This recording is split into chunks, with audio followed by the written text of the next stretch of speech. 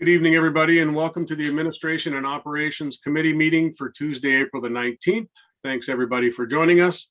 As far as attendance this evening, we have received regrets from Councillor Chambers and Councillor Howes, and then we have Councillor Laferriere and Councillor Coleman, who are on their way and will be here shortly. We do have quorum, so we are going to kick off the meeting and get things underway. Does anybody have anything to add to the agenda? Noting that we do have an addendum already. Does anybody else have anything to add? Seeing none, can I get a mover as the agenda is in the addendum? Mayor Bailey and Councillor Bell. Is there any questions? All those in favor? Opposed? That is carried. Declaration of pecuniary interest. If you have any, please do so now or at the appropriate time. Anybody with any now? Okay, we shall move on then. Delegations and petitions. As we see in the addendum, 4.1 has withdrawn, so that delegation will no longer take place this evening. So we will move on to 4.2. Judy, are you there? I'm here. Can you hear me? Okay. We can hear you just fine. This is for the parking in front of 52 Grand River Street South. Judy, just a reminder, you will have 10 minutes for your delegation, and then if there's any questions, we will get to them after that. So the floor is yours. Please proceed. Okay, well, thank you for allowing me to speak. I was very upset when I saw that come to the House. If anybody is aware, right now, and I've read on to the point 10, issue 9 staff report, where it says that all the parking is being prohibited on the east side of the street from 15 meters north of Burwell to Arnold Street.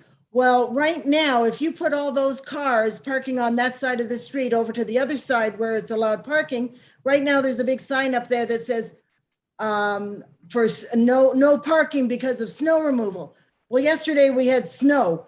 Does that mean we can't park there until the summer? Are we off limits forever? When the church is in session, they take up that whole street for most of the morning, from about 8 o'clock on to about 1:30 in the afternoon. Now we've got approximately 17 cars parked on this side of the street, the east side of Grand River Street South. What's going to happen if we decide to have some kind of visitation on the weekends, in the evenings? There's no place for anybody to park other than maybe 1 or 2 spots that are in front of their house on designated parking driveways. Our house in particular, which is what I'm mostly concerned with, the council allowed us 10 years ago to take that 1 spot in front of our 2 driveways, so we can have a place for our guests. We run a bed and breakfast, as council is well aware. And sometimes we have 2 guests driving in from different locations, which means 2 cars. And sometimes they can stack end to end in the one driveway, and sometimes they don't. And when they don't, what ends up happening is my husband parks at the other end of the street and we give that 1 spot to the guest. Now, what's going to happen if I haven't got that spot for a guest? That makes us look like we're really bad bed and breakfast hosts for our community. That looks unfavorable to Paris. And that spot for 10 years has not been any problem for anybody driving around it, for anybody turning onto Burwell Street. The cars are not usually there till the evening anyway. And right now there's nobody parked on this street. So I don't see why that should be an issue, that there's going to be any kind of hazardous driving. The only one that's hazardous are the kids that are coming up with their Harleys, with their Rodsters, and anything that they're just speeding past the house at the best of time. And that can be a real nuisance, because it's not the drivers in our community that are the problem drivers. It's the kids who don't know how to drive, whether they're here, there, wherever. I mean, there's been nights when we've listened to cars coming up from underneath the bridge, going downtown, driving over the William Street Bridge, and racing down Willow Street. I mean, that's the bigger problem for safety driving, not where the cars are parked. But my biggest concern is you're going to move all of these cars from the east side to the west side, where there's limited parking, and the people on that side of the street haven't got enough parking as it is. So now you're just tripling up the cars and the problem on the other side of the street. And the church is the biggest offenders of any of the safe driving. So how is that going to help me with my bed and breakfast issue with my guests? Where do I put them? Do I get them to park downtown and walk with their luggage up the street to our house? Or am I supposed to cancel my bed and breakfast business now because the council has decided that that one spot is now going to be hazardous?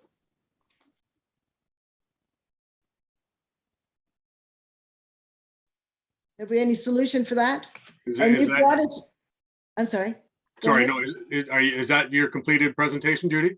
Well, it's a big concern. Like, I want to keep that one spot between our two houses. It shouldn't be a problem. The only one that's complained in 10 years is the stupid little 19-year-old that lives next door to us, who has stolen our statue, killed my cat, and come over and told my husband he can't park on the road. That's the only person in this whole neighborhood that's ever complained of our truck being parked in between those two parking spots. And he's only there a couple of hours at a time before the guests arrive. And it only seems to be one neighbor, and it's the kid. Okay, so first of all, I'm gonna ask that you don't, let's not name call here. That's not I don't think it's the place for that. No, so I realize that, but. Okay, no, Judy, stop, please. We do have an issue with one person. Judy, stop, please. Okay, I'm just simply asking you that if we could please just refrain from name calling. You can have your presentation, that's fine, but I don't want to go down that road, okay? That's all I'm asking you. Thank you. Continue on, please. Well, I just want to know why it's being such a concern for all of this traffic, first off, to be transferred from the east side to the west side, and why our one spot has to be part of that. Okay, so I can comment to a couple of the things there. First of all, you were talking about the moving it from one side to the other, and that side has no parking because of snow route, and there was snow last night. My understanding of that, and we do have Greg Demers on here that can correct me if I'm wrong, but my understanding of the rationale with that particular sign is if there is a snow emergency at any point in time, then we can state to the public that there is a snow emergency, then there would be no parking allowed on that side. If there's the snow that we received yesterday and there's a little skiff of snow, then it's not a problem. You can park there as normal. It's only in the cases of snow emergencies where we need to get the plows down the roads. We want the cars off the street. And where do they park? At that point in time, they may have to park around the corner. They may have to park elsewhere. And that is not the only street that is done on. It's done on many streets across the county. And it's for the allowing the plows to get down the roads and remove snow without the vehicles being there. And it's only in the case of snow emergencies. It's not every snowfall. Well, I can tell you first off that anytime there is snowfall, we are the first ones off the street. We are the first ones to go out there with shovel and shovel the street, not just the sidewalks, but the street. And we're the only one that maintain that spot because it's important to us. So now we're being penalized for that one spot that the council gave us years ago to help us with our parking issue with bed and breakfast guests. Anybody have any questions for the delegation? Councillor Miller. Yeah, just one question, Mr. Chair, through you to the presenter. Yeah, in your written submission, Judy, you did mention that the Roads Department Council approved the parking spot. When was that? You didn't say in your submission. Was that 10 years ago or was it longer? It was at least 10 years ago. We've been running bed and breakfast here since we moved into the Wolverton house in 2007. So it was shortly after that. So I don't know whether it's 10 years. I mean, it's been a long time that we've had that parking spot, and we had someone from the roads department come out and we stood there and we watched the traffic and we analyzed what was going to happen at that spot. And they said that they didn't see that there was any problem whatsoever. It wouldn't interfere with any parking on the right side, the left side. It wouldn't interfere with anybody passing the car, and it wouldn't interfere with anybody turning left onto Burwell Street.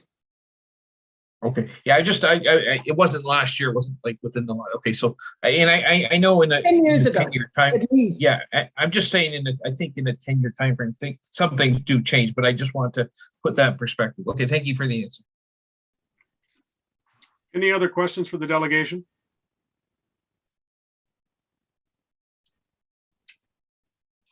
Okay, that being said, Judy, thank you very much for your presentation. How does committee want to proceed with this? Councillor Bell. Mr. Chair, I recommend that we refer this to item 9.2 in our agenda for this evening.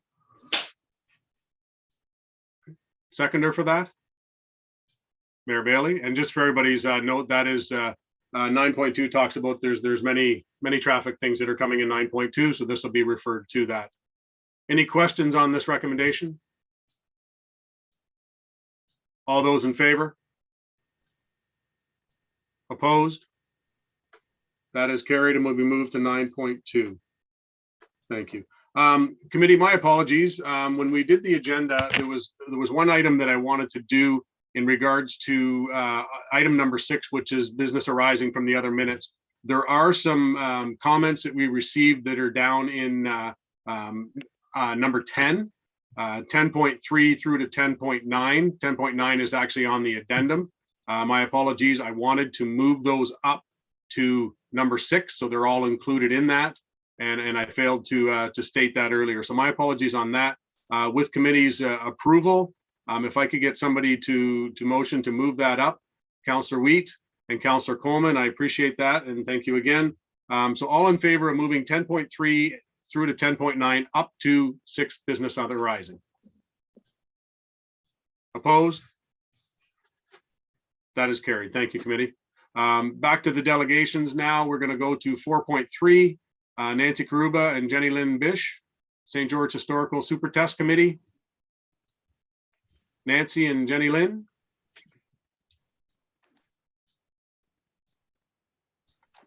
Hello. There's Nancy. Hello, everyone. Is that Jenny Lynn in the background there? Yes. Okay, perfect. You're both there. Perfect. Okay, you've got 10 minutes for your delegation. Please proceed. Yeah. Sorry, I'm just going to share my screen.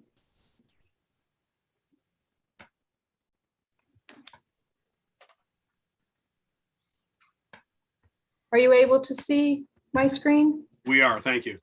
Okay, great.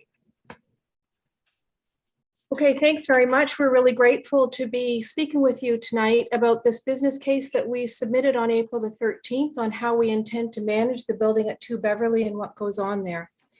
The St. George Historical Super Test Committee feels the best way to manage this building would be through our committee, representing community groups and artists with support from the county.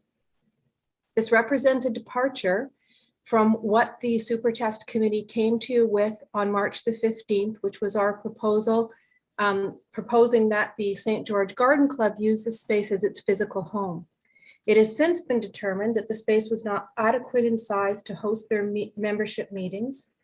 And because there was interest from other community groups in using this well-situated space, a coalition of local artisans and community groups has been formed in hopeful enthusiasm that we may use the space at 2 Beverly for community-driven creative endeavors. 6 local artisans have expressed interest in renting the space to create, display, demonstrate, and sell their work. The Brownies have given us a letter to say that they would like to use the space. The Garden Club may use the space for storage. The Business Association has given our support and like that it's going to be used to promote local business. The 4-H group has provided a letter that they would like to use the space, and 3 local businesses have offered financial sponsorship donations to help get us started. We propose it be called the St. George Creative Arts Center, a place where creative culture thrives.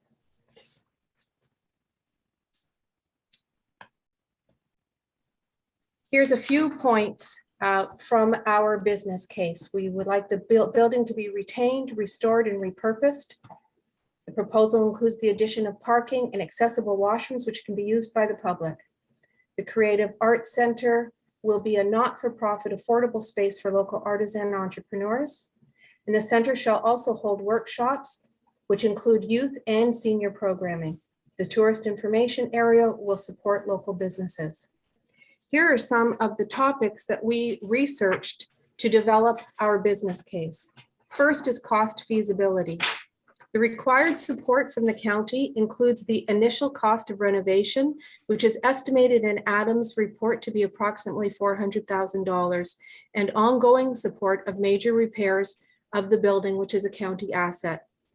The details are covered in the business case. Through fundraising revenue, the center will carry its own day-to-day operating expenses, and we will show you how in the next slide on potential revenue. At the Tourist Information Center, we will take the opportunity to promote local businesses to tourists that have come to check out the activities at the Creative Arts Center. To resource that tourist information area, we will do what other local communities have done and utilize students requiring community volunteer hours to help with that seasonal demand. The local artisan involvement plan is to provide artisan entrepreneurs with affordable, clean space at the core of their own community where they can promote their own work. Painters, seamstresses, gardeners, farmers, sculptors, poets, potters, woodworkers, weavers, quilters, photographers, etc. They all exist in our community. Visitors and residents will have the opportunity to watch artisans at work and take part in various workshops. This will attract tourists and locals alike. We also investigated the heritage designation. The super test station was assessed and well earned a score worthy of heritage designation. Rob Leverty, the executive director of the Ontario Historical Society, supports us in this effort and has recommended that we use a Part 4 heritage designation for the exterior of the building. He also said that we hear every day the fear that a heritage designation could mean that renovations would be cost prohibitive. But he also assured that with Part 4 designations, that is actually seldom the case. We invested. Excuse me, Mr. Chairman, if I may, could we please confirm that the presentation that the delegate has up on the screen is actually what she intends to have up on the screen? She's just made a couple references to slides that I don't see. I think we're still on the first slide, Nancy. Sorry, that isn't even the, sorry about that. It's not the slide that's showing on my screen. So hang on for just a second. Back here. Beg your pardon. Okay, and yeah, this one, and I want to share. Okay, do you see a picture of the intended space now? Yeah. Okay, I apologize for that. This is the slide that we should be on. We're working our way down. I was on local artisan involvement. Can we pick up where we left off? Absolutely. Sorry if that was confusing. It's all good. So the heritage designation piece. We were talking about the Part 4 heritage designation that Robert Leverty, who is the executive director of the Ontario Historical Society, has proposed that we use. It is a designation specifically for the exterior of the building. He also said that we hear every day that a heritage designation could mean renovations would be cost prohibitive, but with the Part 4 heritage designation, it's actually seldom the case. We investigated the value proposition for our community, and this has its own slide. However, it is worth highlighting here that the center's programming will bring new activity into the downtown core, and we know that increases in social activity in a downtown core do stimulate the businesses that exist there. We also investigated change management. The implementation of a new creative arts center in our downtown core represents a change for this community. The ADCAR change methodology is a well-respected global framework used to guide people in organizations and communities through change. It will be used to ensure that this creative arts center is launched in a way that is transparent and ensures engagement in the community. We mentioned that the center has the capacity to generate income to cover its day-to-day operating expenses. And here's how that breaks down. As you can see in the blue section, more than 50% of the expected income will come from rent from artisans. 6 artisans are already poised to do so. As seen in the orange section, almost 25% of the expected revenue may come from grants. We've begun the process to register as a not-for-profit group with the help of the Ontario Historical Society.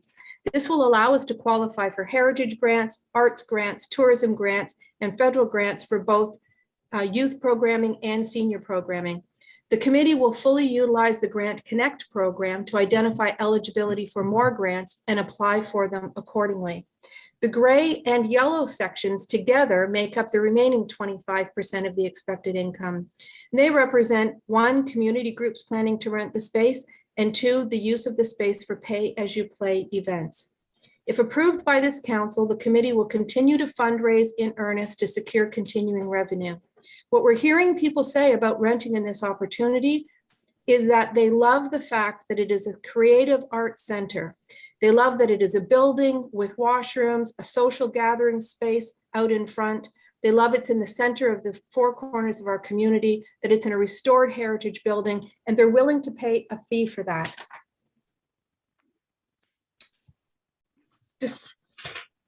Sorry.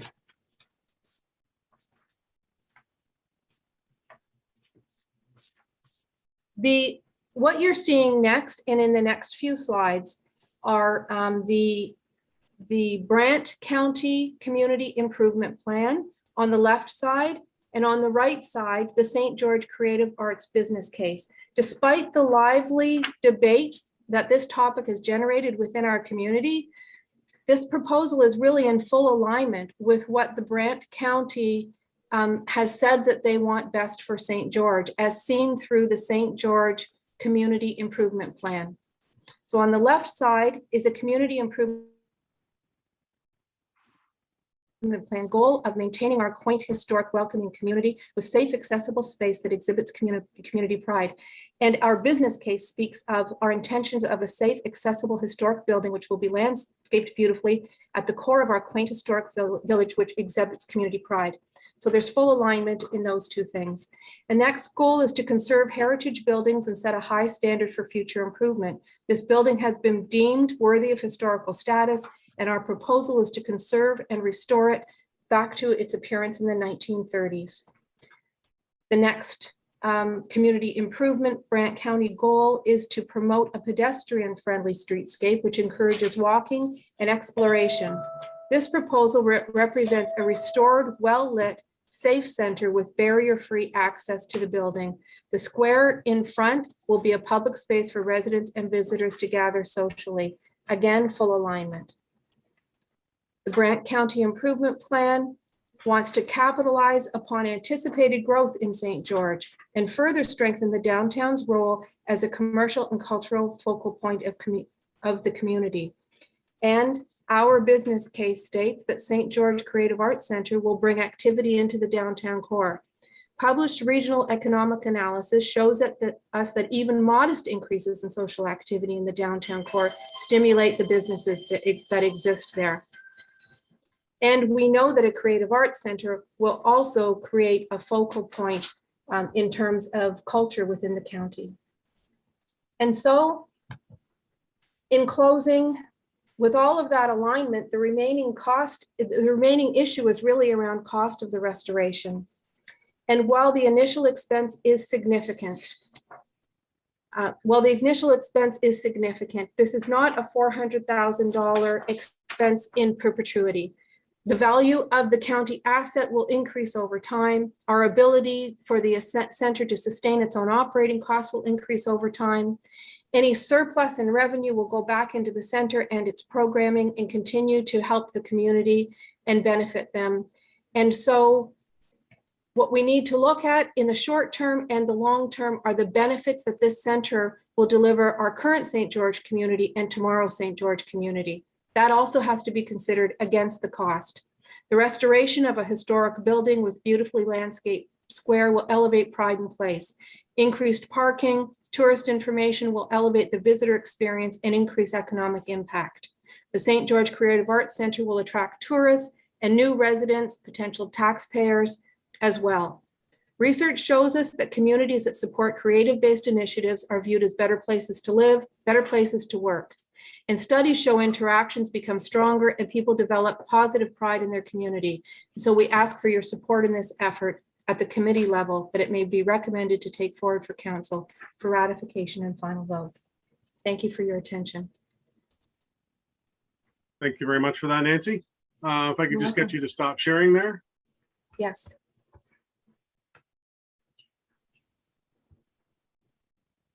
Perfect, thank you. Any questions for the delegation?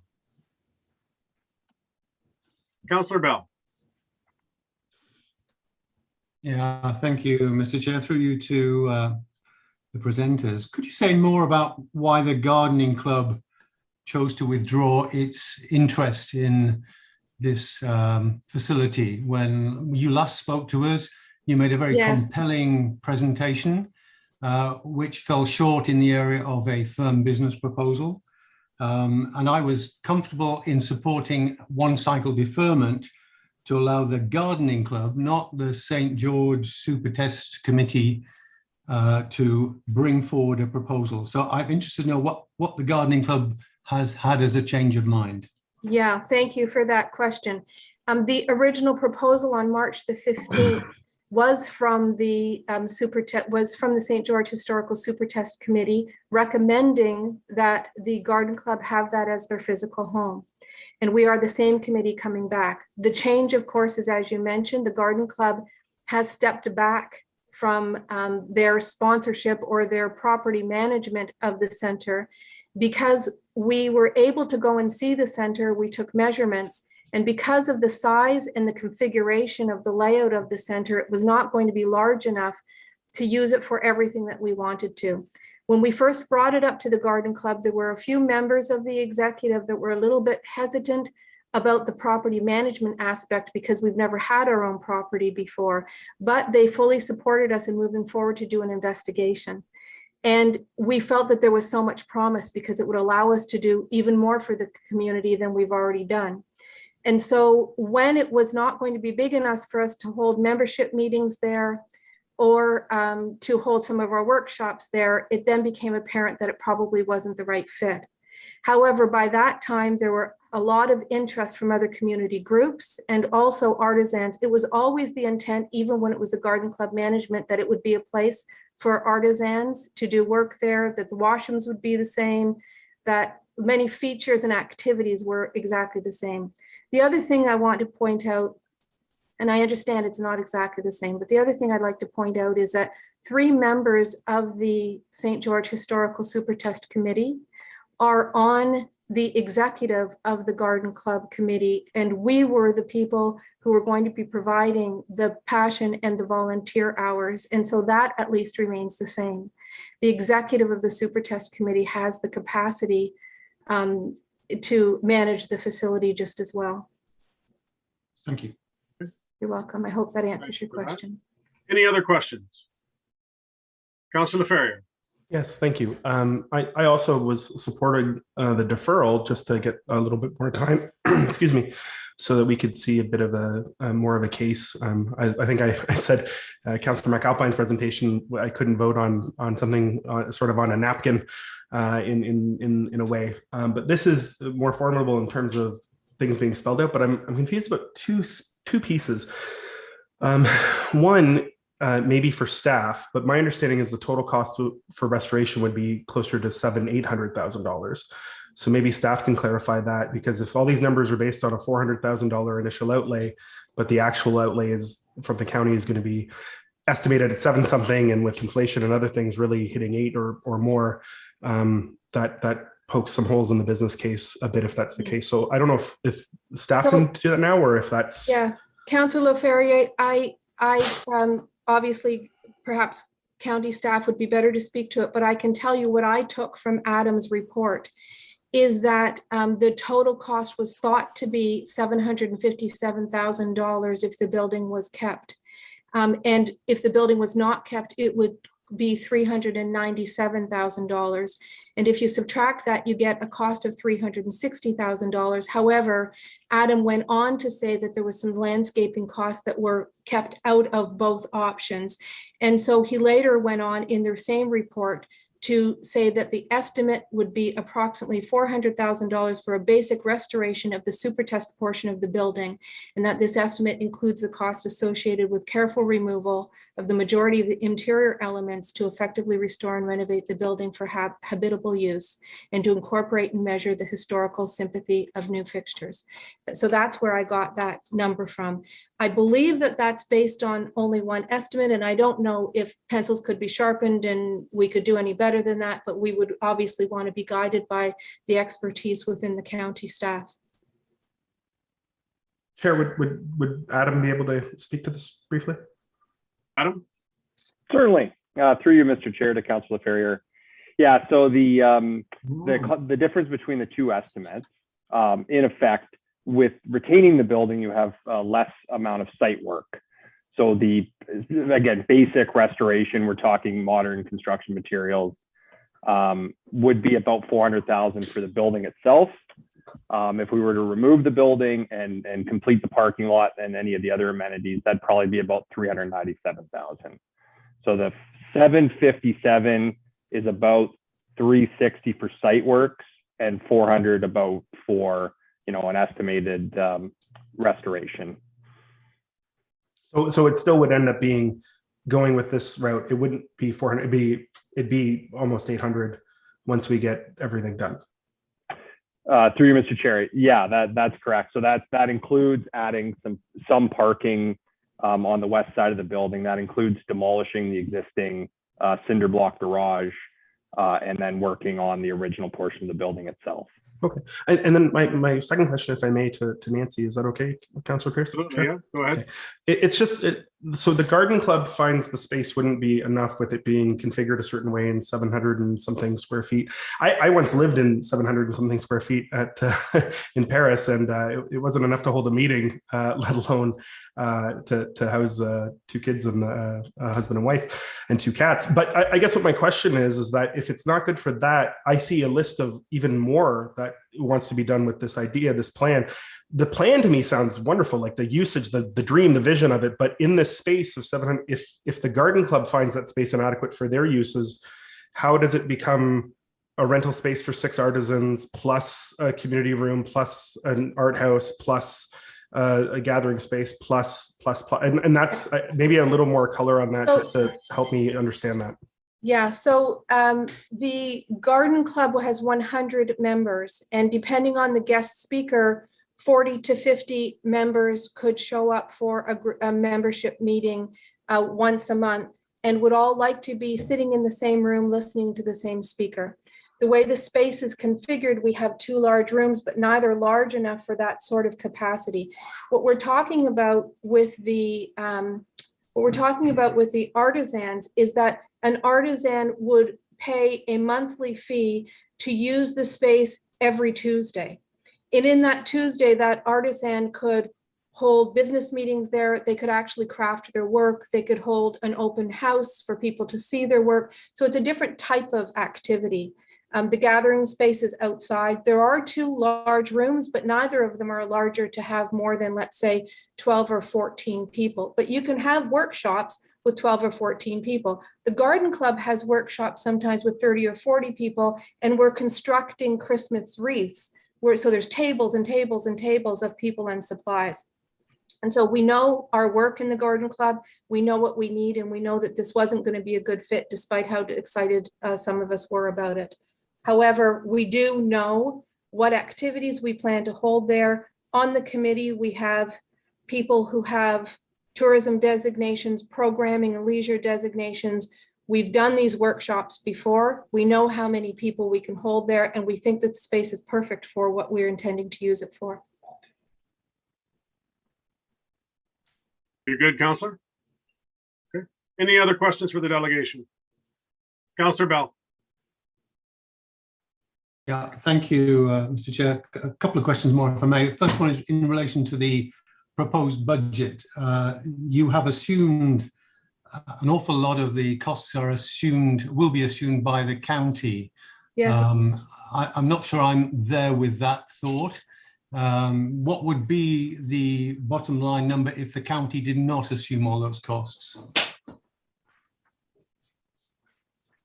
I have not run a scenario where we would be responsible for what the county would provide here. So what we did in this cost evaluation was look for a suitable comparator, and a suitable comparator in terms of what we're asking the county for. And we found that in the lawn bowling group.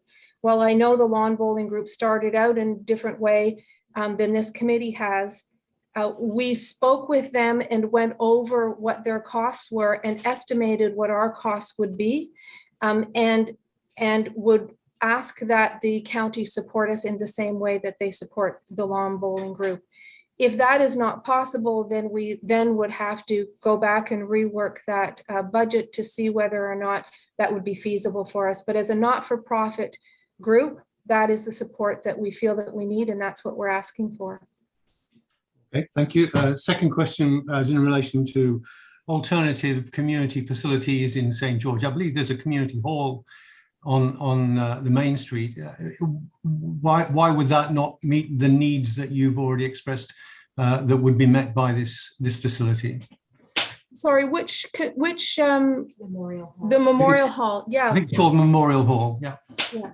So I'm sure that activities could be held at the Memorial Hall. I don't know what is held at the Memorial Hall now, but what I can tell you is that this is very unique and distinct in that it has the outside space for social gatherings. It has the inside space. It has the washrooms. It has the proximity on the four corners, and it is in a heritage building. And that combination of things, and the fact that it's accessible, which I know is going to be even more of a concern in the coming years in terms of regulations, but we would only be using the main floor of that building for public space. The upstairs would be used for storage. And so it is accessible as well. So that combination of things makes it a very unique and solid offering that people are really interested in renting there. Thank you. Welcome. Thank you for that. Any other questions? Mayor Bailey.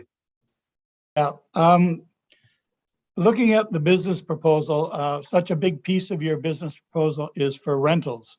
And I'd just like to tell you that within 4 minutes walk from 2 Beverly Street, there are 9 community rooms now. There's Memorial Hall Upper Room, Memorial Hall Lower Room, Lawn Bowling Club, which is available to be rented out, community room at the arena, banquet hall at the arena. St. George United Church has 2 halls actually that can be used for exhibitions of artworks and Renaissance exhibitions.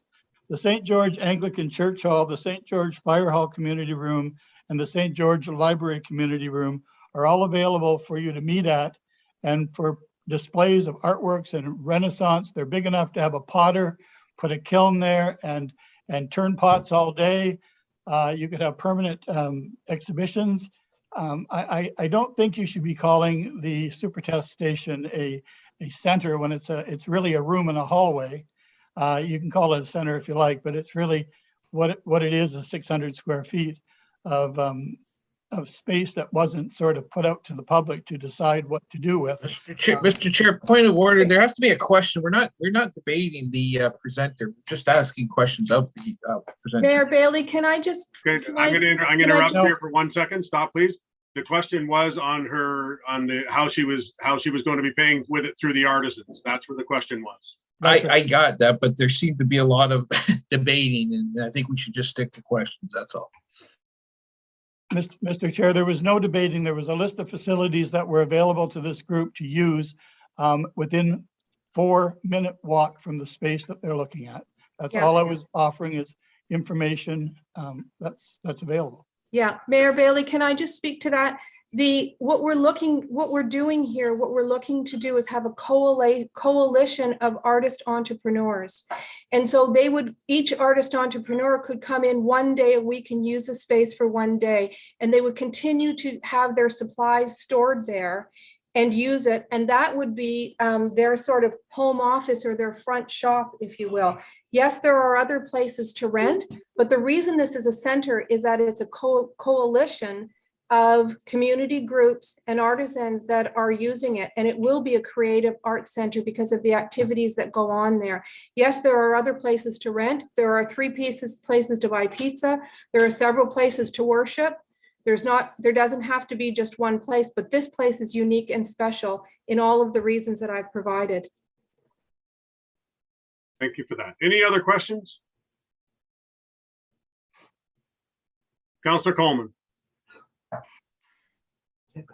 No question, Mr. Chair. I would just hope that you would ask some of the councillors and the delegation to turn their microphones off, because I'm having a great difficulty hearing tonight with the weather and everything, because there's about 3 microphones on right now, and it's just hard to hear if more than one person is talking. So thank you. Thank you for that. So as Councillor Coleman just suggested there, if you're not speaking, please mute out. Thank you. Any other questions? Okay, seeing no more further questions, how would the committee like to proceed with this? Councillor Coleman? Thank you, Mr. Chair. I move it to business arising from the minutes. Moving to 6.1, a seconder for that, Mayor Bailey. Any questions on that? All those in favor? Opposed? That is carried. Okay, moving on to 4.4. It says there's a petition from Kevin Houston. We did receive that in the addendum. I think what we're looking for here, he will not be a delegation. So what we need to have here is just a motion to receive the comments in the addendum. If I could get that, please. Councillor Wheat, Councillor Coleman, is there any questions on that? All those in favor? Opposed? That is carried. Okay, moving on to number 5, adoption of the minutes from the previous meeting. Can I get somebody to put it on the floor, please? Councillor Miller, Councillor Gatward, any questions?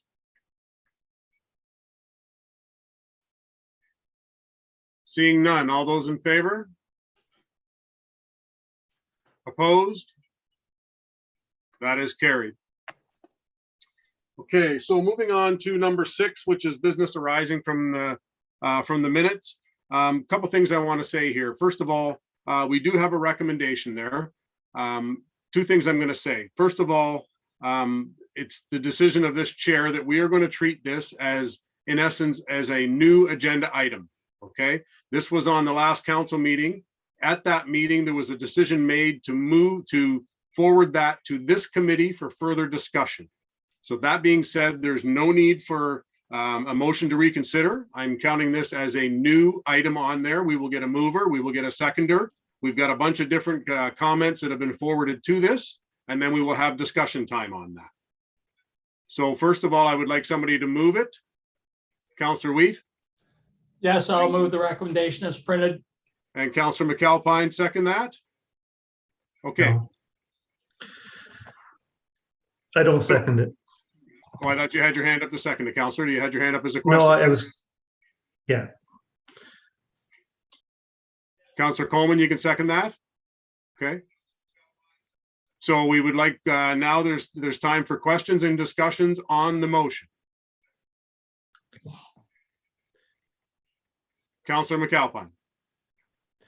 So I was just going to answer that the one location in particular, and a number of the locations, I think what they're looking for is a home for the Arts Center. And so like an obvious one might have been the Memorial Hall, but already it has the location is used by the Apple Fest, the museum, and the pipe band. So it doesn't have the facilities to actually, other than for booking for events at that location, it wouldn't be ideal.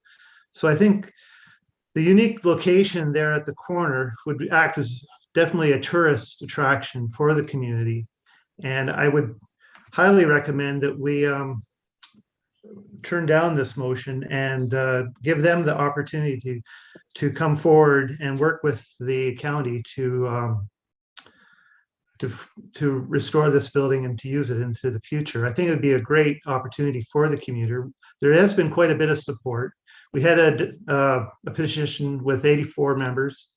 The Business Association has talked very favorably towards this use. They actually went on CTV there last week, and Katie Vincent, the president, spoke up supporting this, as well as some of the other local businesses.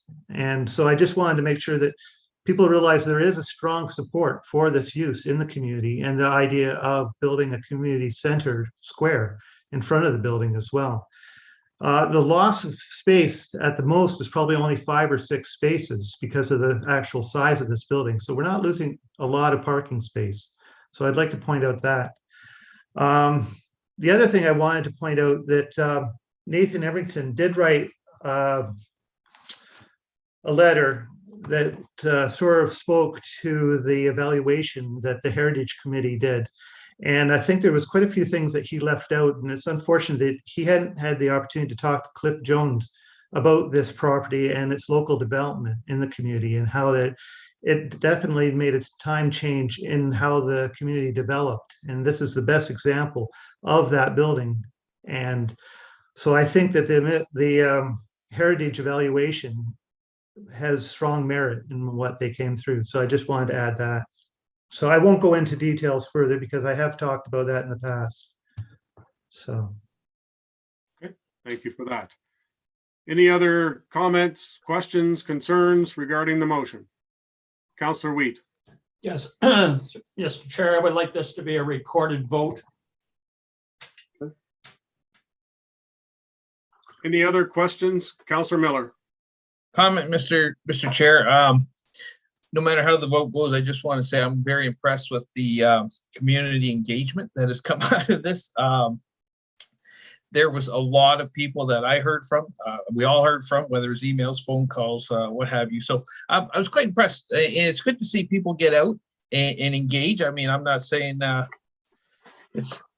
always going to get their way, but like I say, it was good, something good to see. And I hope we continue to see that public engagement on these kind of issues.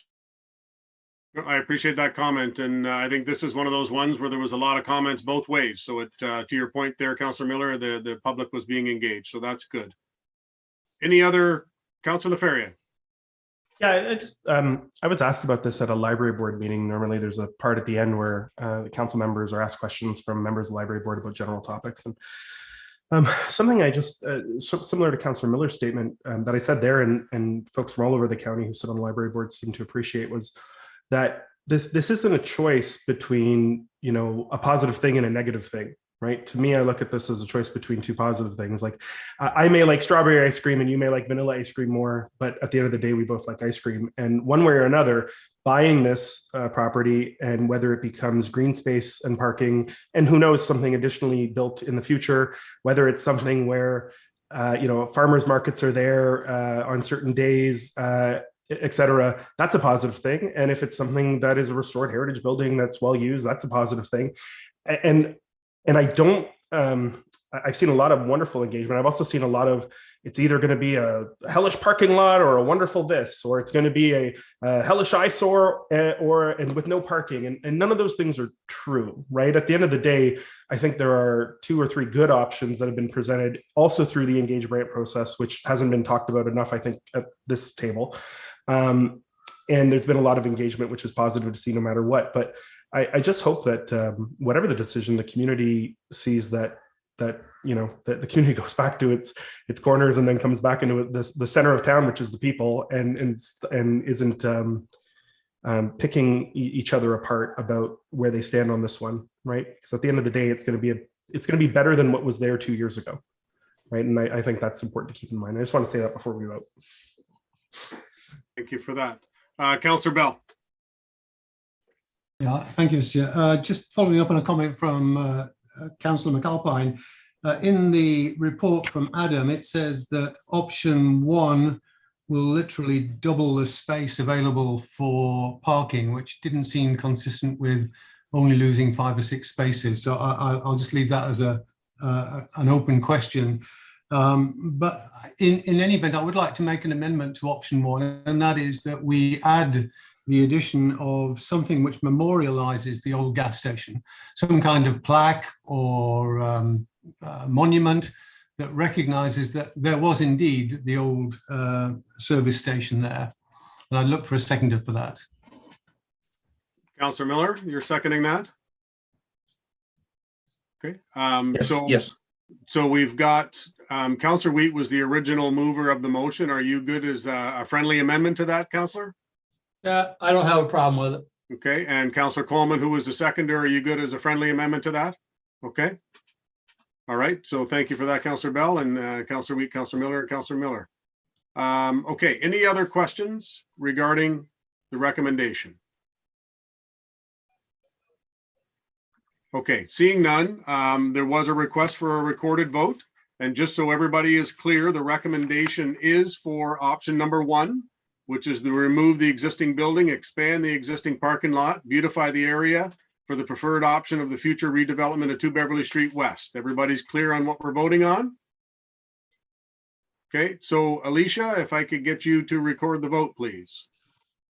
Yes, Mr. Chairman, I will. And just to confirm, it would be on option number 1 as amended with the most recent amendment. That is correct. Thank you. Councillor Wheat. Yes.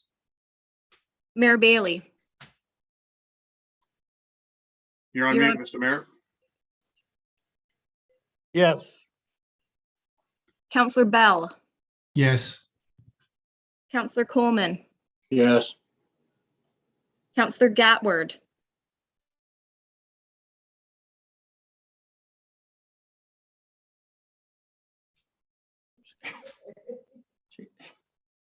Wrong button. Still on mute.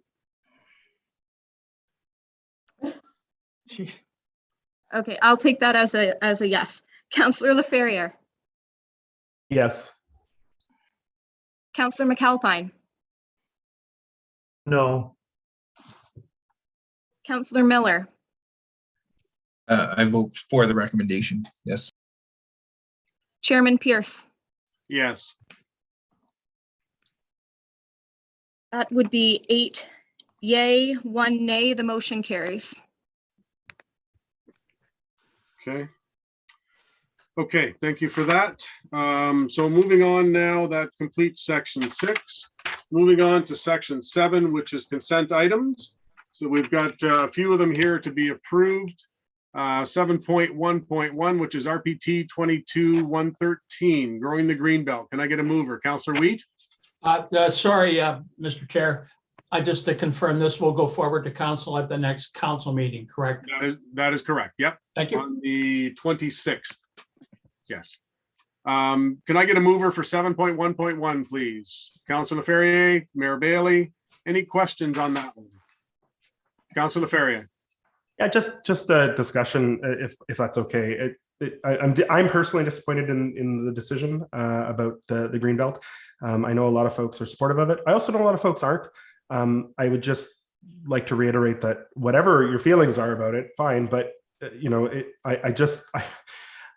the piece about something that's about science and the environment being delineated by political boundary lines, literally by the lines that dictate what is the riding of Brant, as opposed to some scientific analysis is troubling to me, no matter who does it and no matter how it's done, right? So, and I just want to say thank you to staff for this report.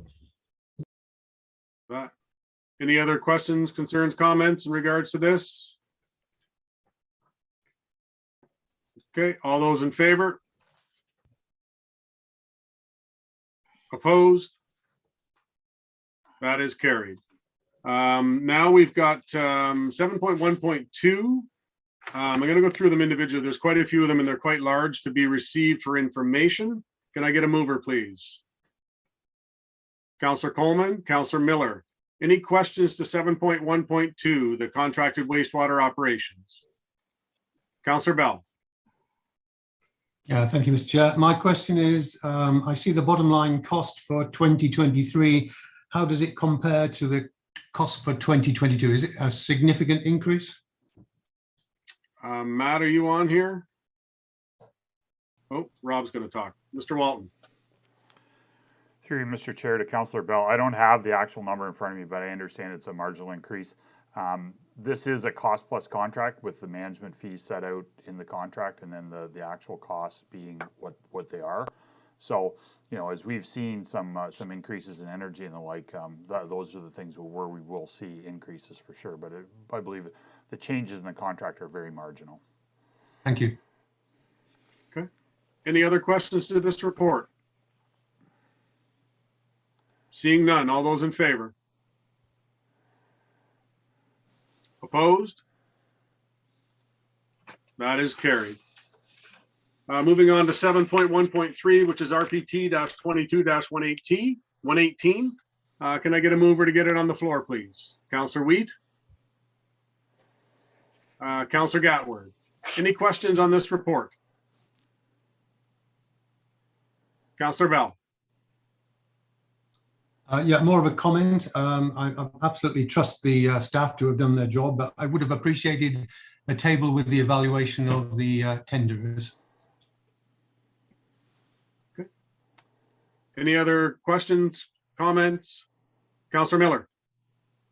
Thank you, Mr. Chair. Okay, so reading the report, RV Anderson will be doing the detailed design work.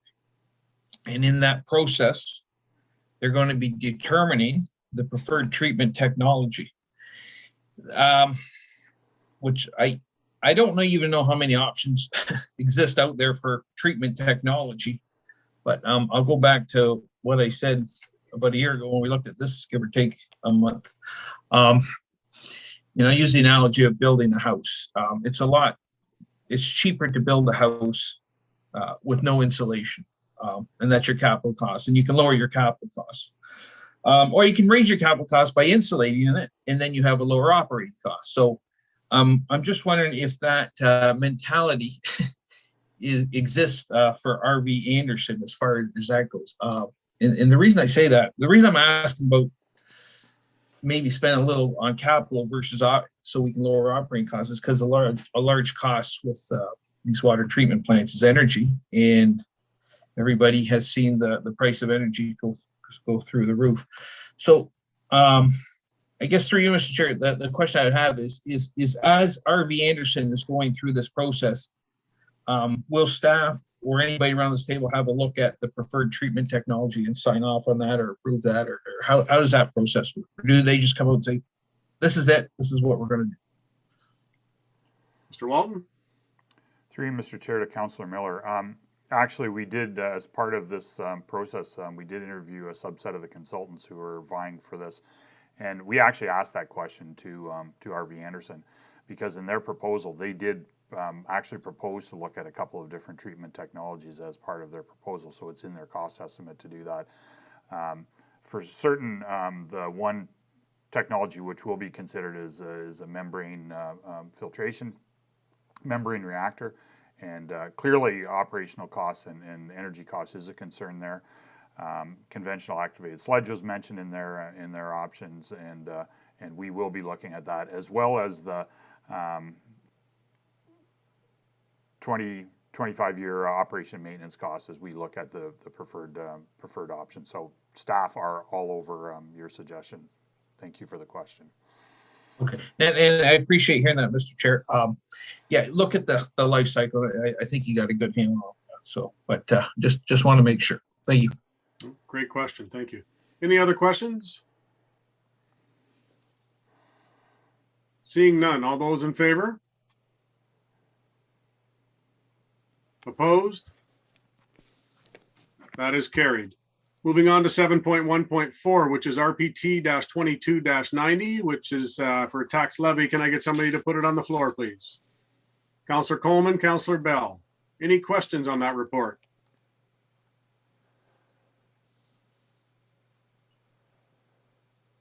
Seeing none, all those in favor?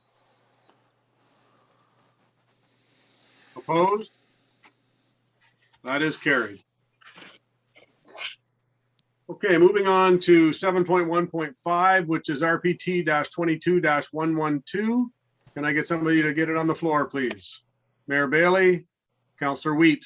Any questions on this report?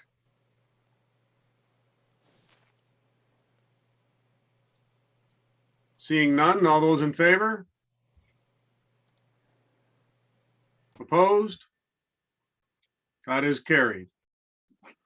Moving on to 7.1.6, which is RPT 22-100, County of Brant Queen's Jubilee Celebration. Can I get somebody to move it on the floor, please?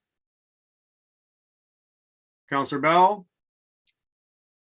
Councillor Gatward? Any questions on that report? Seeing none, all in favor?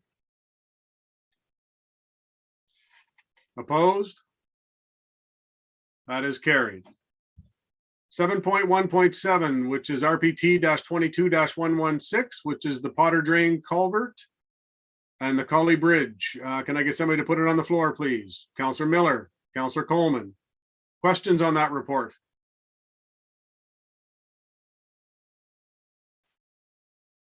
Councillor Gatward.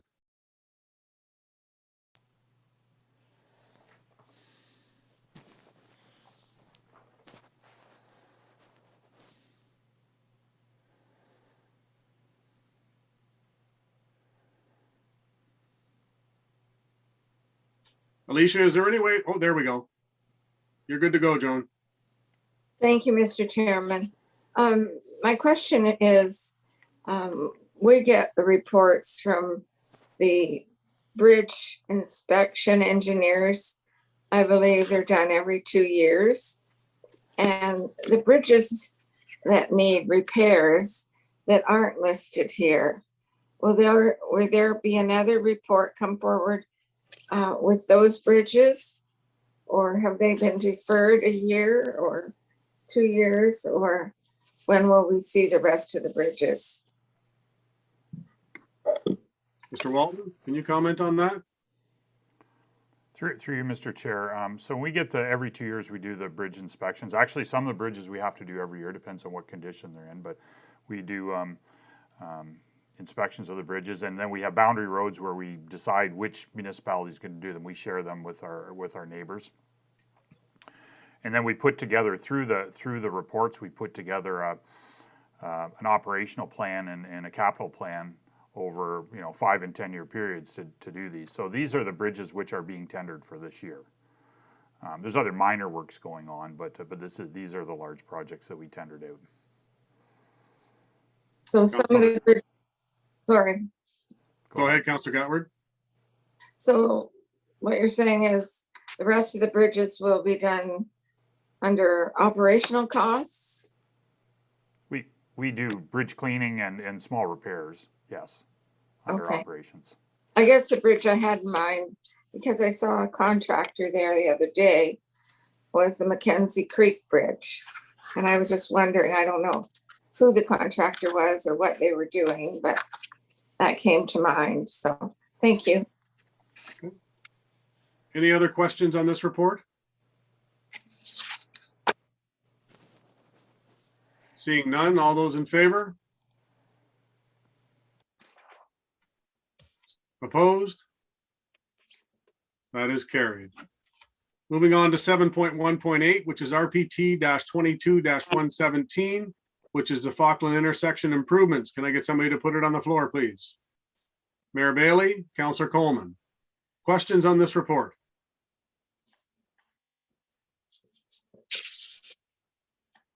Councillor Gatward, can I get you to mute out, please? Seeing no questions, all those in favor? Opposed? That is carried. Okay, that gets rid of 7.1. Let's move on to section 7.2, consent items to be received. I would like a motion to move them all if I could, unless somebody wants one pulled. Councillor Coleman, Councillor Miller, Councillor, anybody want anything pulled? Councillor Gatward.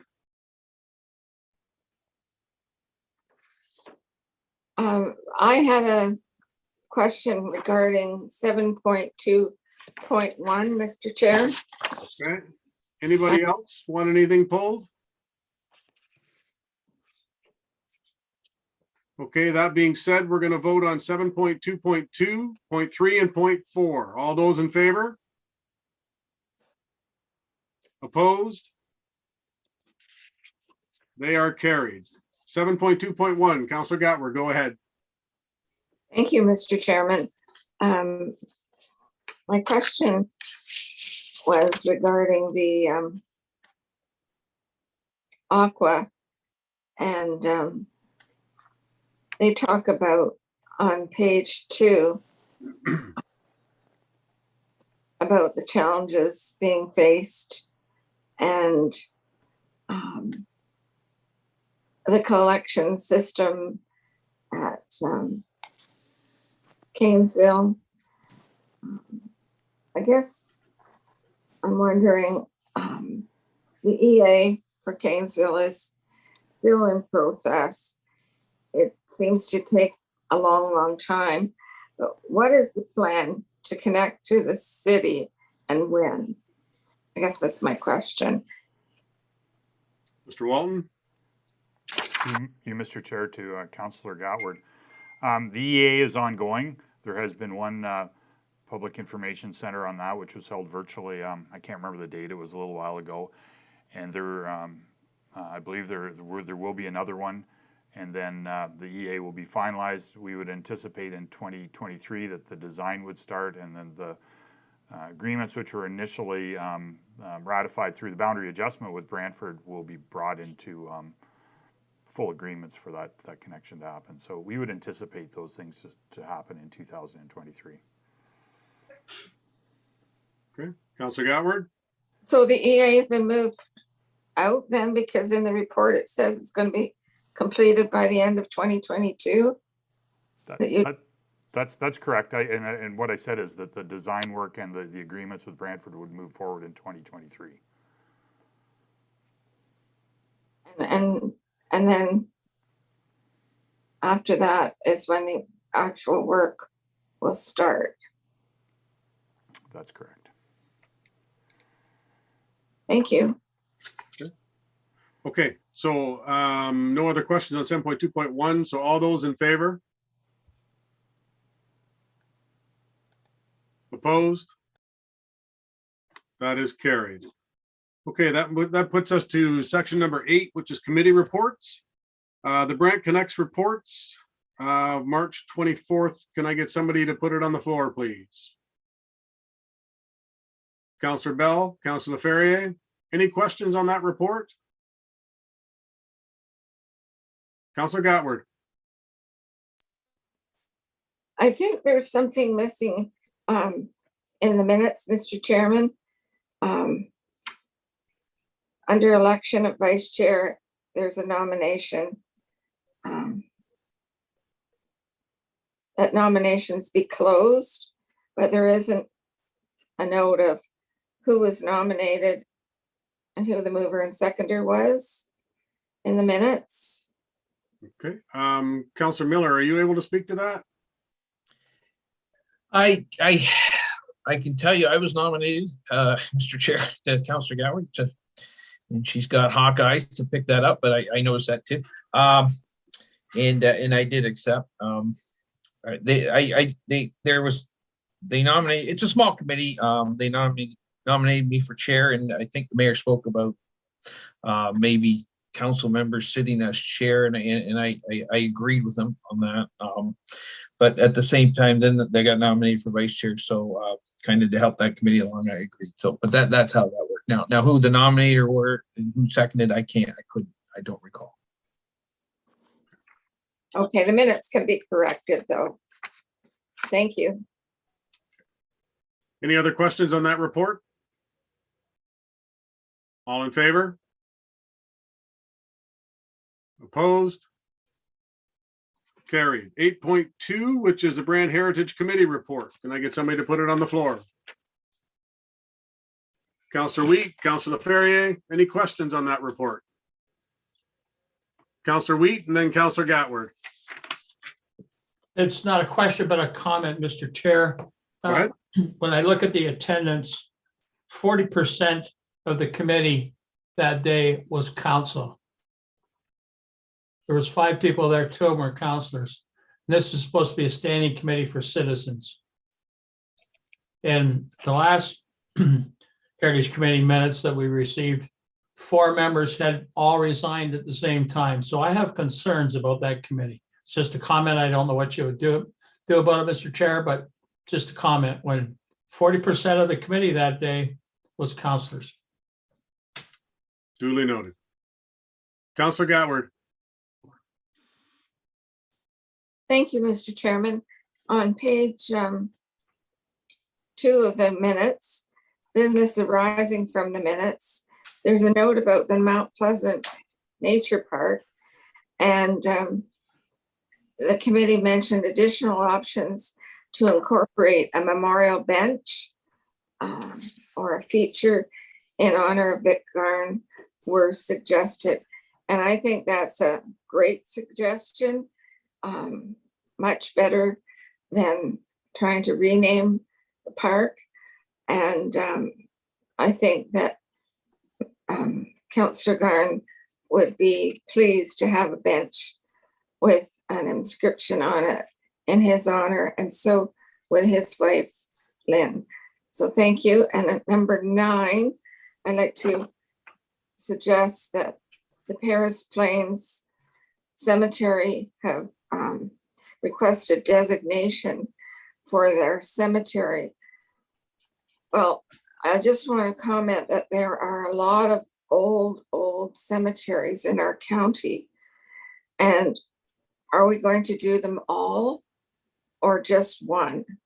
I think that maybe the community services should have some input into this, and the cemetery advisory committee, because certainly, as an example, there's the Fairchild Cemetery and the Pioneer Cemetery in the former township of Oakland, which are probably as old or older than the Paris Plains. So there's, I'm sure, old ones in the other former townships and in the town of Paris as well. Okay. So I think this idea of declaring our cemeteries as designating them as heritage should be looked at carefully. Thank you. Thank you. I know the Councillor Howes is the chair of that committee. He's not here, but Councillor McAlpine, you sit on that committee as well. So I'll leave that to you to take back to that committee as part of the discussion, if you would. I can do that. Yeah. Thank you. Okay, no further questions on 8.2. All those in favor? Opposed? That is carried. Moving on to 8.3, which is Accessibility Advisory Committee Report. Can I get somebody to move it on the floor, please? Mayor Bailey, Councillor Miller. Questions on that report? Seeing none, all in favor? Opposed? That is carried. Moving on to section 9, which is staff reports. 9.1, which is RPT-22-102, which is the County of Brant Love Local Street Social. Can I get somebody to move it to put it on the floor, please? Councillor McAlpine, Mayor Bailey, questions on that report?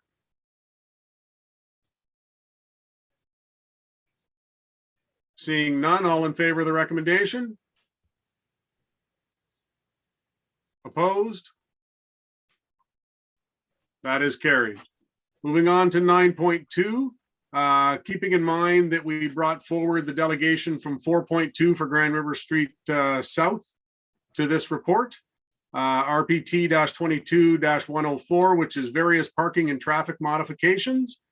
Can I get somebody to move it to get it on the floor, please? Councillor Coleman, Councillor Bell.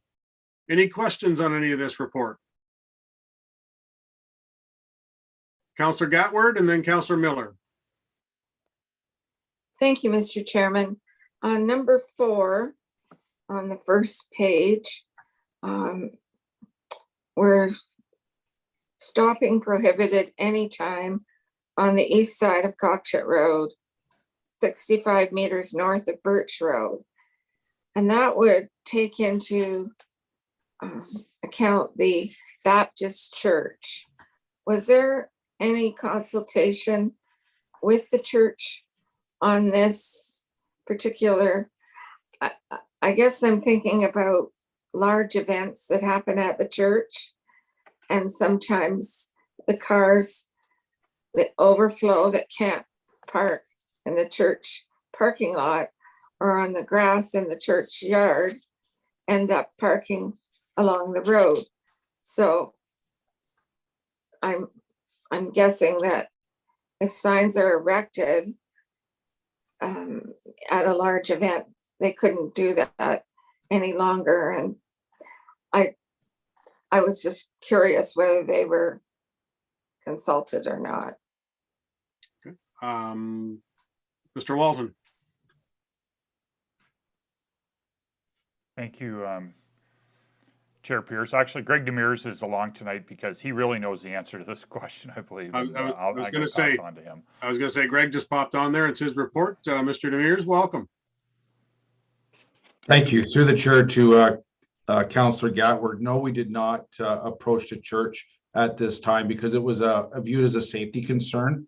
And there is 65 meters away from the corner. There is still parking, so they could park potentially further down from the church or the property. There was a lot of parking on the property, so we did not figure it would be that much of a concern for them.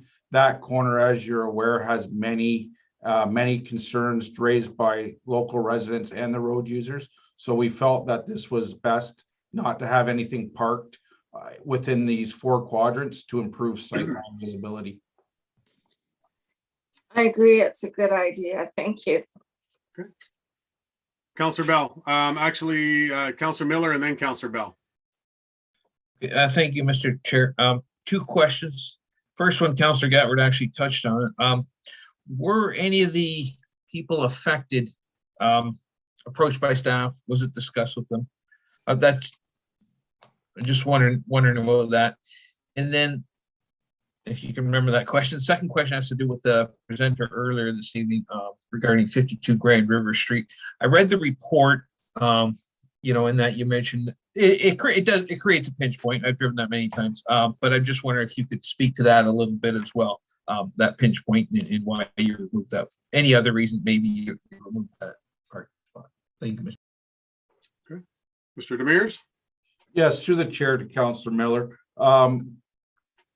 Many of these modifications were actually brought to us from local residents, where in the situation around 52 Grand River Street North, that was brought to us through the Brant Safe Streets program. And when staff investigated it, they found that there was a pinch point there, and there was many issues there, even with road geometrics, where you're coming up, they're right on the crest of the hill. So as you're coming from the north or the south, it's kind of a double blind spot. So you can't really see on either side of that hill. So there was potential for conflict. But in that case, we did reach out to the resident and left them a letter because they weren't home at the time. We did directly inform them that this was coming to council to get their feedback. The other instances here, no, we did not reach out to the residents because in most cases, as I stated, they've been part of the process getting these updates in place. Okay, thank you very much. Okay, Councillor Bell. Councillor Miller actually asked the question I was going to ask, but I did want to make a comment, and I just want to applaud the roads team for the efficiency with which they dealt with a whole lot of stuff here, and also that they're being very receptive to input and questions from councillors, particularly from me, on items 2 and 9. I do appreciate their support. Okay. Any other questions on this report? Councillor Gatward.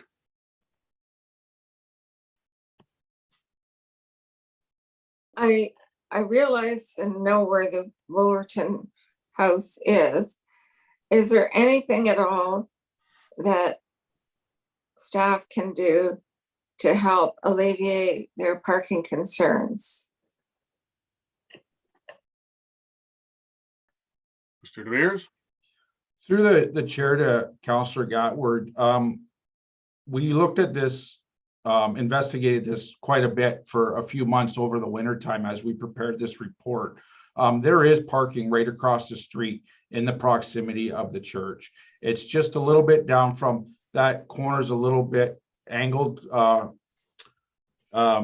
It's got a unique angle to it, but as you move closer to the church, there is a parking spots directly across from the road. If you look at the provided maps for this, right across the road where the church is, there's a sidewalk there that fronts the church.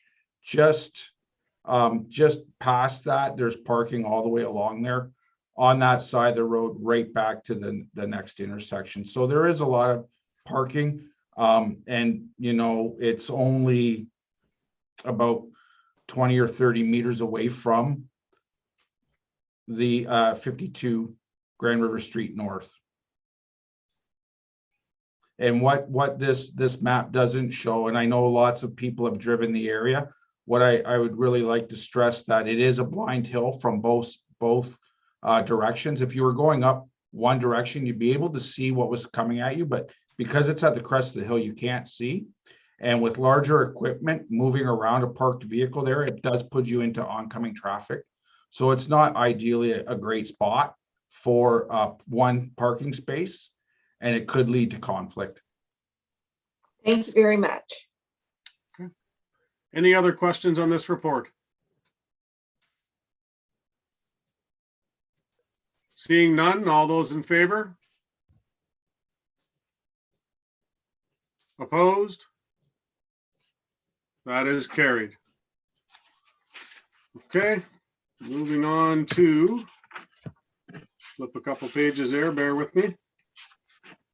Moving on to 9.3, which is RPT-22-94, which is a river access user mitigation strategy. Can I get somebody to move it on the floor, please? Councillor Wheat, Councillor Bell. Questions on this report? Councillor Bell. I have one question and one comment. The question is around penalties for failure to follow the permitting system. I got one complaint last year, and that was from a lady who lives in Waterloo, I think it was, or Kitchener, who complained about the size of the penalty she had to pay for having parked in an area she shouldn't have parked. So can I confirm that the penalties are the same this year, in case I get asked the same question? Through the chair, it's recommended that the penalties stay the same as last year. Last year, we did escalate them pretty significantly. Thank you. My comment is in regard of the area to the just north of the rail bridge on Willow Street. There are a pair of gates there that are used, I think, by the emergency response team. And on at least one occasion every weekend, I see somebody park up there, which is a no stopping zone, and they'll lift the kayak over the fence onto the back of the truck that happens to be stopped in the no stopping area. So I would ask that staff take a look at that and think about, is there a way of preventing that? Because it does actually impede traffic quite significantly. And often it's not just one truck, it's two trucks. Duly noted. Any other questions on this report? Seeing none, all those in favor? Opposed? That is carried. Moving on to 9.4, which is RPT-22-120, parking spaces on Grand River Street North and William Street. Mover to get it on the floor, Councillor Laferriere, Councillor Wheat. Questions? Councillor Laferriere. One question and one comment. Question is for staff, if I can, Mr. Chair. The report talks about delineation of the 5 spots that are, sort of behind the building and over. How are we hoping to delineate those? Is that just paint and sort of restoring that, or are we looking at something else? Who from staff can help us out? Mr. Walton. Yes, I believe this would be by paint and signage. Okay, great. And I just also, I asked for this report and trying to find a way to get a 360 view, and it was very thorough. It was very excellent. And I hope anybody that has questions about this decision and this part of the street and the rest of it, I think it's great that there's one spot in one report that has all of the numbers for things like accidents, pedestrian happenings. And also it was great to get that report from an outside expert on the timing of lights, et cetera. And to see that as well, that it's running at a high efficiency as it currently stands. So if it ain't broke, don't fix it. We did make those 2 changes of the 15 minutes to add some additional. We will add some delineated, the spots are there, but we'll delineate them so people know about them, add some signage. I think that's a positive. And I just think there's a lot of myth making about this sort of these 3 or 4 blocks of downtown, not by any one person. Just if you go on any of the local Facebook groups side, people get hit every day. Nobody's ever been hit, things that are incorrect in both directions. And it's nice to have a firm sort of scientific based analysis looking at the history of the last 5 years as to why we made some of these decisions, and just to have them in one spot is actually quite helpful. So thank you. Absolutely. Any other questions on this report? Councillor Bell. One comment, one question. I also applaud the fact that we do have facts on the table now. I've witnessed incidents there, and I didn't realize it was as bad as it is. In fact, the facts really do reveal a difficult situation there. My question is to staff: how can we prevent parking literally on the corner of Grand River Street North and William Street? It's actually on the Grand River Street side. It is painted as indicated that people shouldn't park there, but I pass probably 3 times a week and see pickups there, often related to the businesses that are in that strip of businesses on Grand River Street North. So is there some physical means of preventing people from parking there? Mr. Walton. Through Mr. Chair to Councillor Bell. Probably some communication with some of the people that may be offending probably would be good, and the use of our bylaw people, I think, is really the only way. You can only sign it to a certain extent. Yeah, unfortunately. Yeah, so Mr. Chair, if I may, so that's why I'm wondering, is there something physical you can put there that actually prevents the parking, because it is in the most dangerous position of all when somebody parks immediately to the north of the pedestrian crossing? Mr. Chair to Councillor Bell, we'll take that into consideration. The problem with placing things there is, we're just coming through, hopefully through the end of the winter season. Seems last night and whatever wasn't that yet, but certainly for snow removal and whatever, placing things there is confounds the problems of snow removal and the like. Certainly we'll talk with staff and see if there anything could be come up with, but thanks for the question. One more, if I may, Mr. Chair, in relation to the traffic signal operational review, the level of service, I note that there are many D's and E's, which if it was a school report, I'd be feeling really uncomfortable that I'd done something wrong, I hadn't worked hard enough. Can you comment on whether that's significant? Through you, Mr. Chair, to Councillor Bell, when you get down to service of level F, it's not acceptable, but in the others, it's a relative thing. Certainly, you don't go through many intersections in busy communities where you've got A's and B's. But I think you noted as you read the report, I believe that it says in there that pretty much all cycles were cleared in one light. So that's a good indication of good service. Okay. Oh, Councillor Bell, you're on mute. A final comment, if I may, Mr. Chair. Having sat in a line of traffic for at least 3 traffic signals the other day, I do wish to comment that it is a regular occurrence that people are in traffic queues for more than one cycle. Councillor Coleman, did you have your hand up?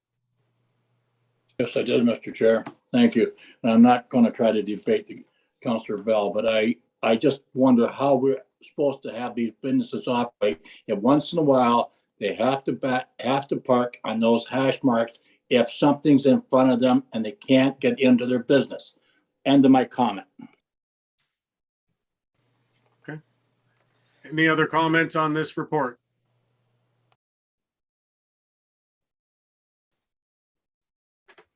Seeing none, all those in favor? Opposed? That is carried. Moving on to 9.5, which is RPT 22-119, which is a Paris flood risk mitigation, Class EA. Can I get somebody to move it on the floor, please? Councillor Bell. Seconded, Mayor Bailey.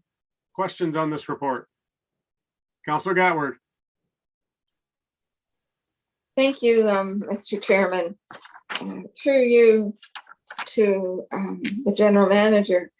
On page 2, it states that a condition assessment in 2019 found several locations of the existing flood protection works do not meet stability criteria and preliminary flood protection criteria.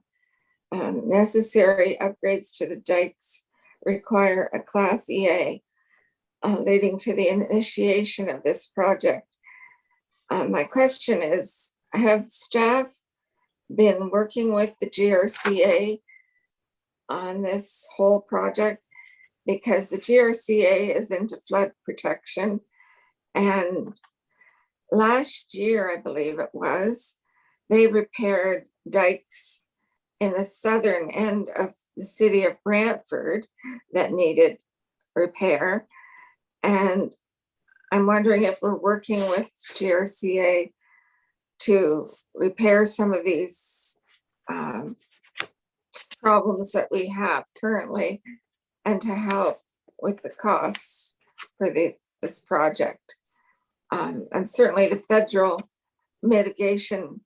risk mitigation grants that are available are underused, I was told at a conference once, and they would be very helpful to help spread out some of the $21 million cost for alternative 3 that's being recommended. So that's my question, Mr. Chairman. Thank you. Mr. Walton. Through you, Mr. Chair, to Councillor Gatward. The initial question was, has the GRCA been involved in this this study? And the answer to that is yes, they have. We've been consulting with them throughout, and there's been a lot of discussion with them. I see the CAO, Mr. Bradley, is on the line here too, and I would hope that he would actually make sure that I don't answer the next part of this question incorrectly, because there is a lot of confusion over ownership of these different works that are there, and most of these flood works are actually owned by the municipalities, even though over time the GRC has had some involvement in their construction and their operation. And mostly when these repairs go forward, like the ones you're talking about, Brantford, mostly it's through programs like the federal flood mitigation program, where they're actually funded, even if the GRC are the proponents of it. And I'll ask Mr. Bradley to add on to that, since he has a lot more knowledge of this than I do. Mr. Bradley? Yeah, thank you, Mr. Chair. Can you just give me a thumbs up? You can hear me. I've been having speaker problem. Very good. So this project started, as noted, a few years ago with some condition assessments that the former CAO and I wanted to do, because it seemed like the dike system down here had been kind of forgotten about. We engaged GRCA at the time, and we actually wanted them to take ownership of this project. Just really, and they indicated they weren't interested because they didn't own this dike system. So as Mr. Walton noted, all the dike system in downtown Paris is either owned by the municipality or it's on private lands. So the GRCA, while they have been providing technical consultation, they haven't shown any interest in leading this project. The work that Councillor Gatward noted that they had done in Brantford was on dikes that they own, although some of the dikes in Brantford are owned by the city as well. So that's something that I've identified. There's some discussions right now with the conservation authorities about their mandate, because the province is examining their mandate, and I have identified that in consultations we've had with provincial officials, and there'll be some more information coming to council on that mandate review of the conservation authorities. And I can tell you, staff will be identifying that as an area of concern, that the conservation authority's core mandate is to oversee flood control and flood mitigation. And we don't, we've been left to manage this project ourselves, Mr. Walton and his team. But this is not our specialty. So again, the GRC certainly provided input, technical input. But I would be looking certainly for council to show some support when we get into those discussions about the role of the conservation authorities, to see the GRC take a much stronger leadership role in projects like this, because they have the technical expertise. So I just wanted to provide that as my comments to the question. Thank you. Good, thank you. Councillor Gatward? Thank you very much. I appreciate the answer, and I agree. Excellent. Okay, any other questions on this report? Councillor Bell. Yeah, thank you, Mr. Chair. Perhaps Rob could just share with us the likely go forward schedule from here. When could we expect to see work happening on improvements to the flood mitigation? Mr. Walton. Through you, Mr. Chair, to Councillor Bell. Well, stage one on this is getting the EA completed and going through the 30-day review. Just note to council that there actually has been changes to the process for the EA, the public review, and a part 2 order mostly can be instigated by our Indigenous communities near us, not so much by residents anymore. So it'll be interesting to see how that goes. We're in the first year of those changes. Then we have, through the grant that we received, some design work is done on the first 2 projects on the Nith River, which are the highest rated ones for need. And as I noted in the report, none of this is budgeted for the actual construction, and this will be a hit to the budget even if we get federal and provincial money towards it. So what we'll be looking for is the next round of federal and provincial money, and as CEO Bradley suggested, how the GRCA may come into play for the implementation of this as well. So some design work has been done under the project. We'll be looking for those grant monies and then determine. The other thing that you'll note is that we do propose to do the Schedule C on the east side of Grand River Street North, so the buildings there, that part from the Nith River Bridge up to William Street. We're going to be doing the detailed design of that, or the detailed look at the design of that through the extended EA. That will continue on, and we do have money through the grant process to cover that. So I would say some of this is probably at least a couple of years off. Thank you. Councillor Bell, you're good with that? Question answered. Thank you. Okay. Any other questions on that report? Councillor Miller. Just very quickly, and it's already been touched on, Mr. Chair, but just getting to that budget piece. I appreciate Mr. Brown's forthcoming and honesty in that report, how saying there is no money right now. And 22 million is a heck of a hit to our budget, no matter how you slice it, no matter how many years you divide it up. So what I would suggest is, if we could all remember when it comes time to asking for delegations, whether it's at AMO or FCM, that maybe we could put this on one of our minister items. We got a provincial election coming up, so there'll be new ministers there to talk to. And as we noted, there are federal funds as well. So I think if anybody's going to FCM, hopefully we can make a pitch for that as well. So just something for everybody to keep in the back of their heads. Thank you. Mr. Walton. Through you, Mr. Chair, to council. This is a project, like the 22 million is the whole thing. It is divided up into sections, so it doesn't all have to be done, and is prioritized as to what's the most important is. The other thing is there's pieces of this that will be done by developers. So there is some proposal for buildings to be changed on the east side of Grand River Street North. That we'll have the developers of those buildings, where they build new ones, to actually put the flood mitigation in place if they're tearing down and building new. So there is some opportunity to have the private sector do small pieces of this, and the rest of it we certainly can prioritize and do a piece at a time. It doesn't have to be the whole $22 million at once. So thank you.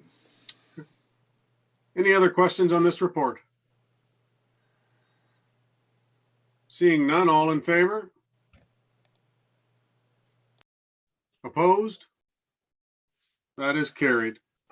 Okay, moving on to 9.6, which is RPT-22-126, the contractual and default agreement for the communal sewage system. Can I get somebody to put it on the floor, please? Councillor Wheat, Councillor Miller, questions on this report?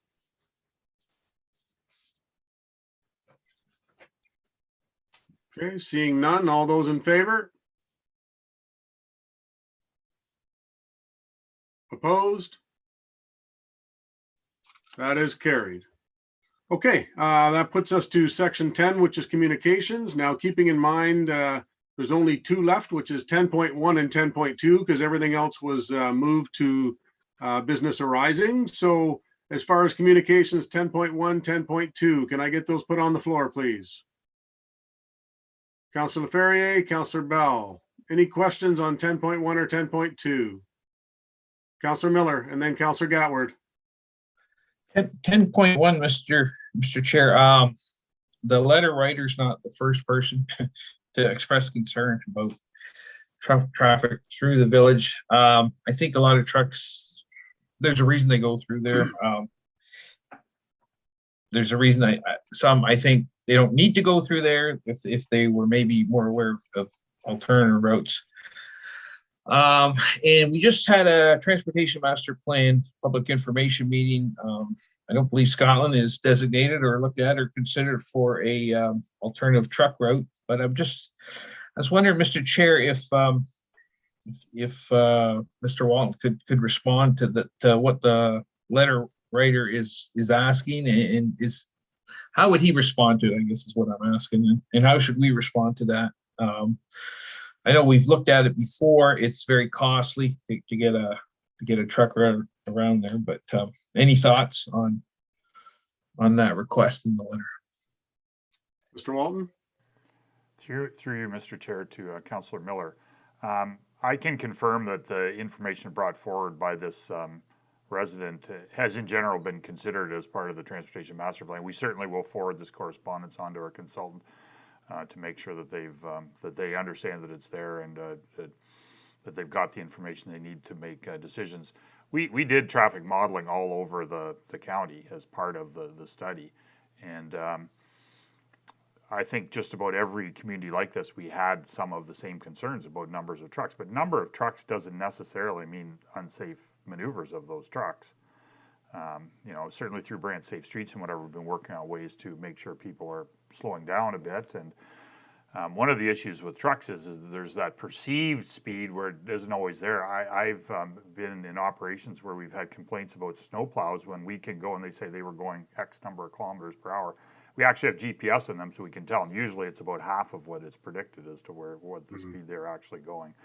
So we will pass this on to the consultant, and if council or committee wishes, we can respond to the resident and talk about the transportation master plan and the considerations are being given. I think is the way to go. Just bear with me, Mr. Mayor, and hang on, Councilor Miller. I did receive a text from Councillor Chambers, and they asked that he's assuming that this will be put on to Brant Safe Streets, and he just wanted to ensure that staff made contact with the Mrs. Vandenbergs just to let her know how to keep in touch with that. So it sounds as though, as you said there, Mr. Walton, that you will be in touch with her, so that'll be great and appreciate that. So Councillor Miller, you're good with that? Yeah, just if I could add one thing, and I'm not anti-truck, trust me. I appreciate it because everything we touch comes on a truck. I got that. It's in the speeds. I find most of the trucks are pretty good. Where the issue is, through Mr. Chair to Rob, is not the fact that they're going through town so much as some of those streets have some very peculiar angles and triangles, and some will turn. And I'm thinking of the one on the Simcoe Street or off Simcoe Street. And it'll block the whole intersection. They weren't built for today's rigs, and I think that's part of the issue that a lot of people get frustrated because they talk about, sometimes it takes a few minutes for some of these newer guys to get through these intersections. So that's I'm just saying that's also part of the issue with Scotland. They have some pretty wonky streets, and some of these trucks seem to be getting hung up on. So, but the fact that you'll respond, it's referred to safe streets, I think that's great. Perfect. Okay. Okay, so a couple questions here. Councillor Gatward, was yours for 10.1 as well? Okay, go ahead then, please. And then it'll be Mayor Bailey and then Councillor Ferrier if they're for 10.1. Go ahead, Councillor Gatward. Thank you, Mr. Chairman. Through you to staff. This is a 45-minute period that these vehicles were counted. And certainly, I know that the plant in Simcoe that has car parts sends a lot of their trucks through Scotland. A lot of trucks come from the south through Oakland, and they end up at the T intersection in Scotland. I've seen cases like Councillor Miller just mentioned, where at the T intersection, there'll be 3 big trucks, transports, and nobody can turn because there isn't enough room for somebody to get around the corner. So somebody has to back up if that's possible, or they have to find a way to make it work. Certainly whoever's there first doesn't always go first in those scenarios. And I think Councillor Miller is absolutely correct that some of the roads and intersections weren't designed for these great big double tanker trucks. And we do get them through Oakland as well. I get complaints about the trucks, and a lot of them are those gasoline trucks coming up from the reserve. And I really don't know what we can do about it. There isn't any alternate route. I know some trucks come up Birch Road, which is under construction right now. But whether we like it or not, I guess trucks are kind of a fact of life. They do carry goods and they're a necessary evil, so to speak. But yeah, this is only in 45 minutes that these numbers were counted. So I can imagine what a whole daily vehicle count would be. Do we have any current vehicle counts for Simcoe Street or Oakland Road? Mr. Walton?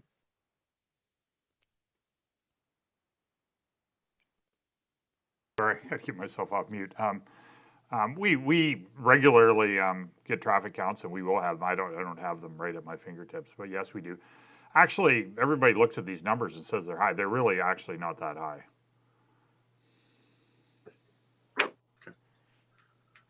Okay, so we had Mayor Bailey, is yours for 10.1 as well? Yeah, it is. Okay, so go ahead. Through you, Mr. Chair, to Councillor Miller.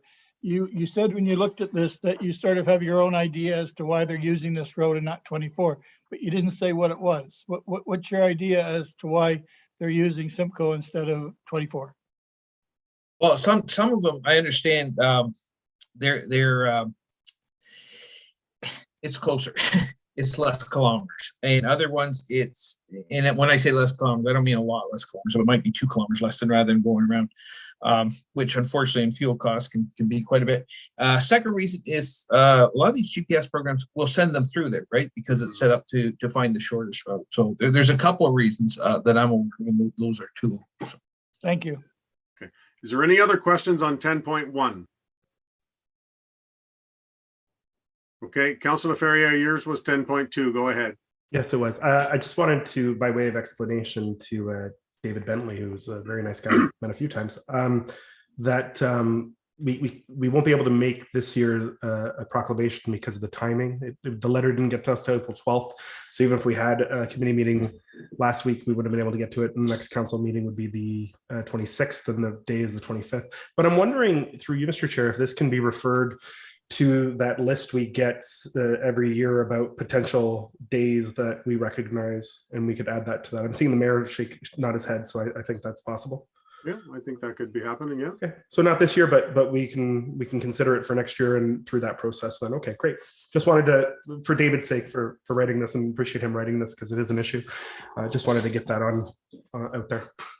Perfect. Thank you for that. Thank you. Okay, any other questions on 10.2? Okay, that being said, all those in favor of 10.1 and 10.2? Opposed? They are carried. Okay, so that puts us through to other business. There was no other business stated at the beginning of the meeting. Does anybody have any other business at this point? Okay, seeing none, that moves us to in camera. Can I get a motion to move in camera, please? Mayor Bailey, Councillor Coleman, all those in favor? Opposed? Alicia, please do your magic.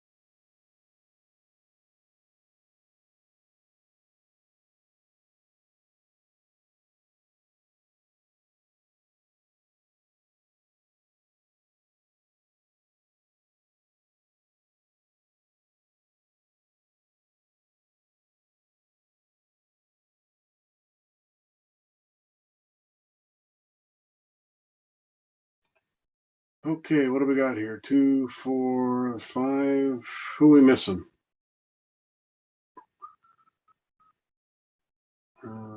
Councillor Coward's here, Colin. I guess everybody's here. There's 9 of us. Okay. Okay, so I don't know there's anything else on the agenda, but we'll wait till we're recording again.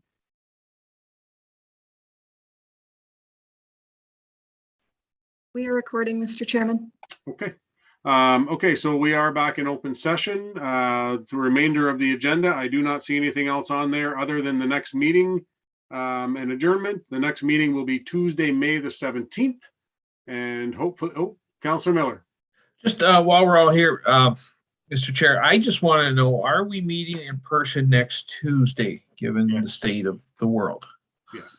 My understanding is we are, and we actually spoke of that in the Police Services Board meeting this morning, and it was suggested that we all try to get down there prior to next Tuesday, so we can have A, look at the room, and B, an understanding of the new equipment, rather than trying to figure it out that night. So my suggestion to committee is to try and make arrangements to get yourself down there. I know, I'm not sure, I think Gary's still on here somewhere, and I'm sure Gary would be more than happy to come down there and work with anybody who is looking to go down and understand the new equipment. But I think it'd be in all of our best interest to get down there prior to Tuesday, because yes, it will be our first meeting back in council chambers in what, 2 years? So that being said, Councillor Gatward. Thank you. Will the hybrid option be available? What if somebody has COVID and can't come? We voted on the hybrid option, Councillor, so the hybrid option is there. The suggestion was that we all should be there unless we're unable to be. If we're sick, if we're away, if we have COVID. Thank you. Councillor Wheat. Move to adjourn. Thank you. Have a great evening, folks. Thank you very much for your time.